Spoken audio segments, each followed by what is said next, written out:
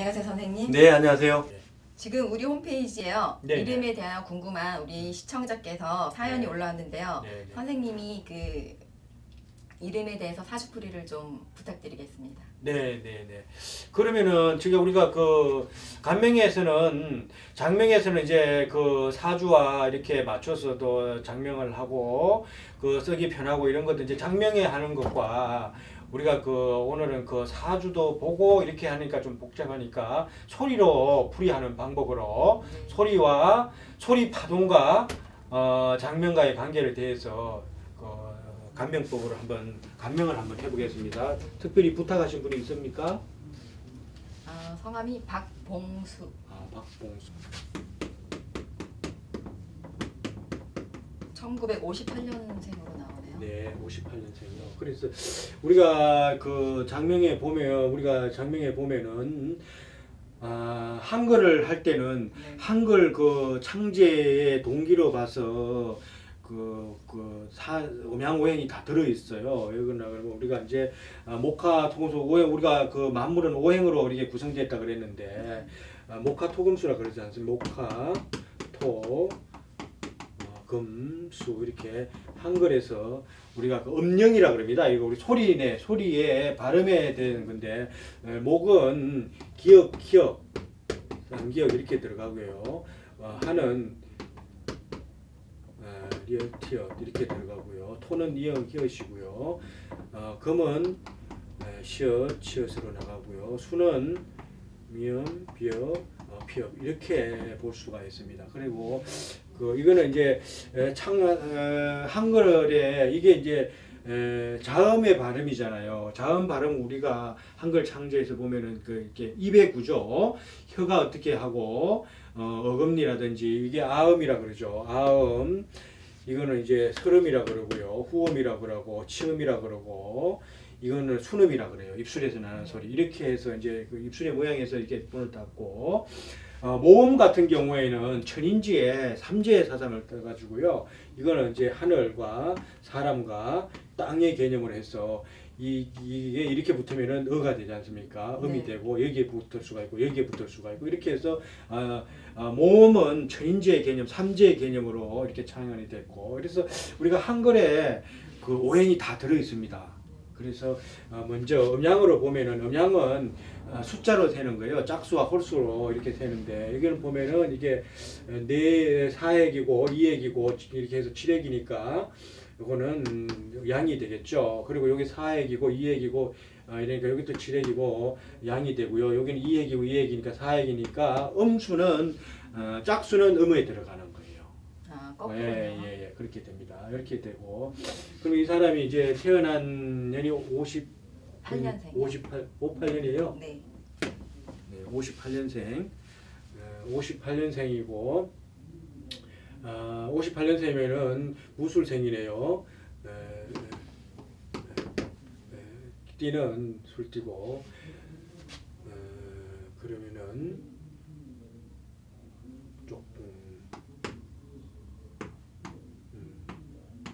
여기서 58년이니까 시니까 오는 0이 되고요.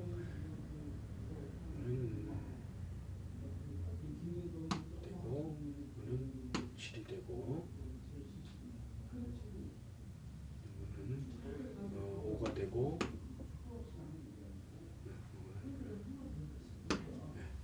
그래서 요거는 이제 딱 무술생이니까 똑같이 이제 7호 이게 이제 천간의 개념이고 이건 지지의 개념인데 이분 같은 경우에 보면은 이게 이제 초년에 이제 부모 관계로 이렇게 볼 수가 있어요. 그러면은 여기는 집안 자체가 관료적인 집안이었다 이렇게 이제 볼 수가 있습니다. 관료적인 집안이었고 이 사람의 성격 자체는 좀 그 무인의 성격을 가지고 있는 거예요. 그리고 우리가 보면은 우리가 장군이 겉으로는 확 이렇게 힘을 많이 쓰지 않습니까? 그런데 그거 쓰는 거는 속마음은 좀 약해요. 네.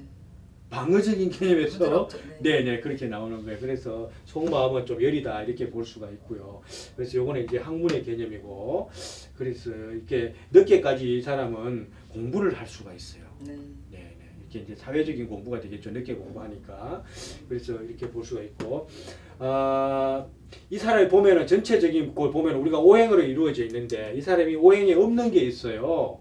오행에 그 내 재능이라든 그거 보면 오행에 여기에서 목은 1, 2로 보고요. 여기 3, 4, 5, 6, 7, 8, 9, 0을 이렇게 보면은 여기 화의 개념인 식상의 개념이 없다. 그래서 이 사람은 내가 무엇을 만들고 이러한 재능이 없어요. 그냥 있는 거 가지고 관리할 수 있는 거. 네. 그러면은 보통 뭐 제조업은 좀 힘들겠죠. 제조업을 하기에는. 그래서 자기가 그 관리하든지 관료 쪽이라든지 이런데 그 일을 하면은 두각을 나타낼 수 있고, 이 칠의 개념은 난세에 자기의 재능을 많이 이렇게 펼칠 수가 있습니다. 어려운 시기에 어려운 시기에 뭐 내가 주변이 어렵다든지 이러면은 이 사람이 그 해결할 수 있는 그런 능력을 가지고 있습니다. 네. 그래서 전체적인 걸 보면은 좀 우리가 정도를 간다. 편안한 삶보다는 네. 조금 굴곡이 있는 삶. 네. 그렇게 이제 좀 볼 수가 있어요.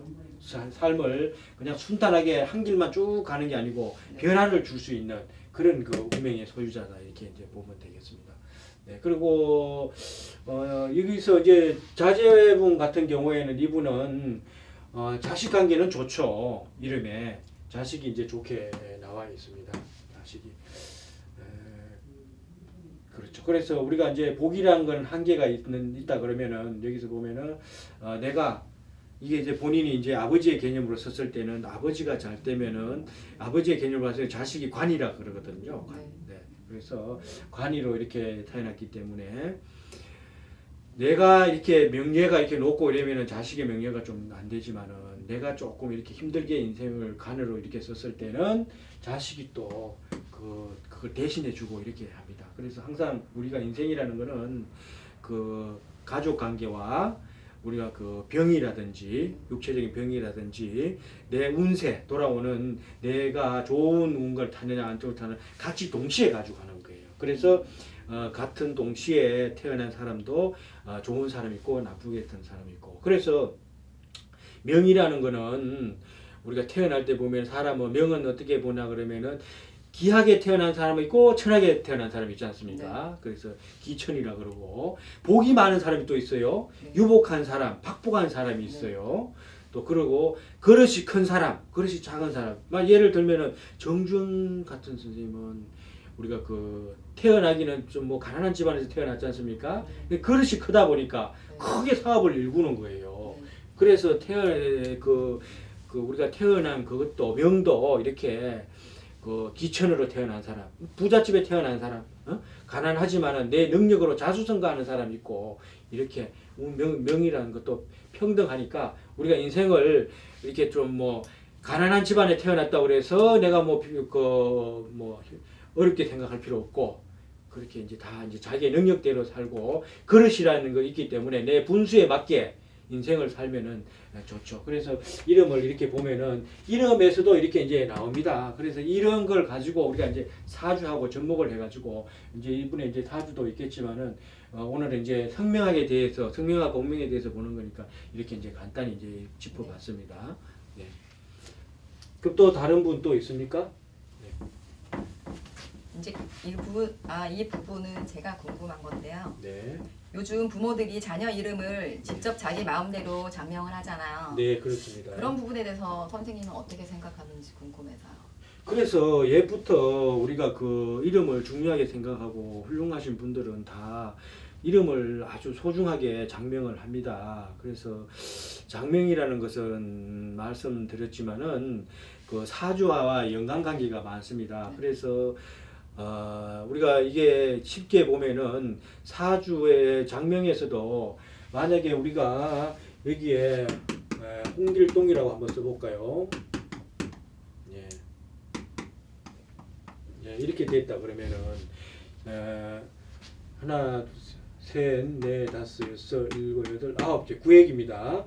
구획이고 6핵이고요. 하나, 둘, 셋, 넷, 다섯, 여섯, 일곱, 여덟, 8핵이고 이렇게 되어 있어요. 핵수로 이제 수에 대한 개념을 설명을 해드렸지만 이렇게 하는데 우리가 보면은 여기는 이제 물숫자에 원래 이게 삼수변이 물숫자에서 나오는 거거든요. 그래서 여기 플러스 1을 하는 거예요. 이게 원래 물숫자로 쓰는 거예요. 그래서 하나, 둘, 셋, 넷, 4핵이 되는 거예요. 그래서 이거는 10핵으로 보고요. 그래 그러면은 여기서 1을 더해 가지고 11핵으로 보고 여기서 이게 더하면은 여기가 아까 10핵이라 그러지 않습니까? 16핵 여기도 보면은 14핵. 그래서 여기에 우리가 전체를 더하면은 10하고 24핵이 되죠. 이렇게 해서 원형 이정의 개념을 쓴 거예요. 그래서 사주 성명 철학이라는 거는 여기가 원이고 형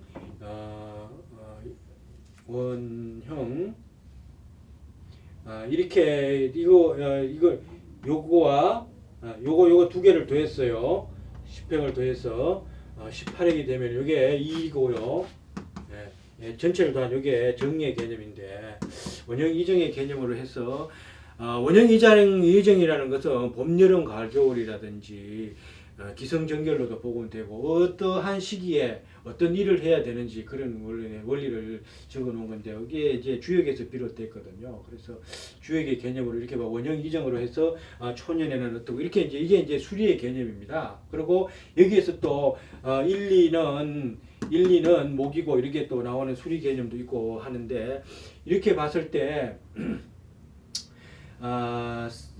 수리와 여러 가지의 철학적인 개념이 사주에 적용을 해서 장명을 해야 되기 때문에 그냥 우리가 예를 들면은 성상문이라든지 옛날에 이렇게 이제 있었지 않습니까? 그래서 그런 세 번 물었다고 해서 성상문으로 적듯이 그렇게 이름을 간단하게 적으면 안 되고요. 사주와 이름과 이렇게 연관관계를 지어야 되기 때문에 우리가 철학이라든지 이렇게 이름에 조예가 있는 분한테 짓는 게 좋습니다. 네.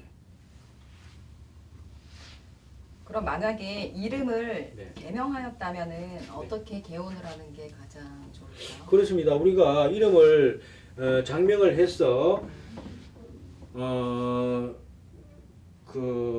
장명이 우리가 만약에 우리가 인생을 장명이라는 것은 부모님이 주로 장명을 하고 부모님이 어디 철학원에 가서 지은 부모님에서 우리가 받은 이름이기 때문에 소중하게 간직을 해야죠. 그래서 함부로 개명을 하고 이렇게는 해서는 안 되고 내가 살아가면서 어떠한 운이라든지 이런 데서 막히고 이럴 때 운명을 이렇게 성명을 개명을 하는데 개명을 하면은 그 시기마다의 우주에 펼쳐진 내 기운의 소리의 에너지가 다 적용이 되어 있는 거예요. 그러니까 그 기운을 막아야 된단 말이에요. 그 기운을 막아야 되니까 새로운 이름을 써서 계속 불러줘야 되는데 비를 다 불러주지를 못하지 않습니까? 그러니까 그러면은 옛날에는 녹음기를 사용했어요. 종일 이렇게 이름을 불러서 녹음을 해서 녹음기를 틀어놓고 이렇게 해서 옛날 이름을 차단을 시키고 새로운 이름을 우주에 이렇게 펴뜨려서 그 기운을 가지고 우주의 오행을 유인해 오는 거죠. 내한테 맞게, 내 사주에 맞게. 그렇게 했는데 요즘은 반복기라는 게 있어요. 그래서 한 번만 이렇게 이름을 넣으면은 반복기가 이렇게 쭉 돌아가면서 내 이름을 불러주기 때문에 그게 이제 남들이 안 불러줘도 내 우주에 펼쳐지는 내 오행의 기운으로 내가 개명이 되는 겁니다. 그래서 그래도 이제 내가 또 우리가 이제 예를 들면 제가 상담 사례를 보면은요. 어느 날은 30대 여성분이 왔었어요. 30대 여성분이 왔는데 우리가 이렇게 사주 보러 오면은 말을 잘 안 해요. 그래서 아니 어떻게 오셨냐고 목적이 있어 오셨지 않겠습니까? 이런 물으니까 아무 말 없이 그냥 있는 대로 사주대로 봐주세요 이러는 거예요. 그래서 저는 여기서 사주 보러 오고 운을 보러 올 때 꼭 이름과 사주를 같이 봅니다. 이게 왜 후천운과 선천운을 같이 봐야 되기 때문에 그래서 그러면은 이름도 한번 같이 봅시다 이랬더니 사주에도 그런 기운이 있지만은 이름에 이제 쉽게 얘기하면은 그 사람이 이름의 중심문이 중요한데 중심문은 이름의 첫 자예요. 거기에 이제 상관이라는 게 있어요. 상관이라고 이렇게 표현한다는 관이라는 거는 이제 뭐 관청도 되지만은 여자한테는 그 남자도 돼요. 그래서 그 상관이 있는 거예요. 그래서 이분은 좀 그 부분이 좀 안 좋겠다 이렇게 봤는데 또 보니까 이름에 종성에 그 관이 또 있는 거예요. 그러면은 나타난 내 성격이 또 관을 치니까 이분은 실례지만은 그 선생님은 이름에서 봤을 때는 혼자 살 팔자입니다. 이러니까 그때 여성분이 깜짝 놀라는 거예요. 자기가 그 30대에 결혼을 해가지고 30 그 조금 뭐 중반 돼가지고 벌써 이혼을 했나 봐요.